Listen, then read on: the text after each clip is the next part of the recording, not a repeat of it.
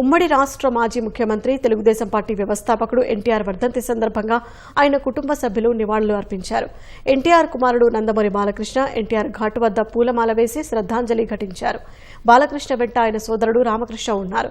కష్టజీవుల కన్నీళ్లు, అన్నార్తుల ఆకలి తీర్చేందుకు ఎన్టీఆర్ తెలుగుదేశం పార్టీని స్థాపించారని బాలకృష్ణ అన్నారు. నటనకు నిర్వచనం, నవరసాలకు అలంకారమని కొనియాడారు. జూనియర్ ఎన్టీఆర్, కళ్యాణ్ రామ్ తెల్లవారుజామునే ఎన్టీఆర్ ఘాట్ వద్దకు చేరుకుని నివాళులు అర్పించారు.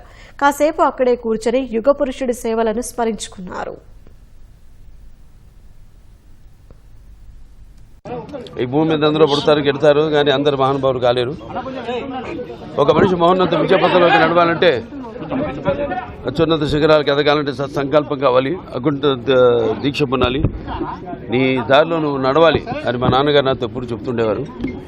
తర్వాత ఆయన ప్రతి తెలుగు గడ్డ కూడా నేను తెలుగువాడిని సగర్వంగా చెప్పుకునే దమ్ము, ధైర్యం, సత్తా, తెగువ, ఆత్మవిశ్వాసం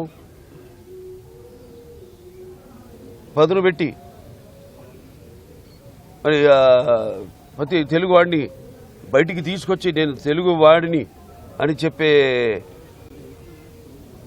సత్తా, ధైర్యం ఇచ్చిన తెలుగు తేజ నందమూరి తారక రామారావు గారు.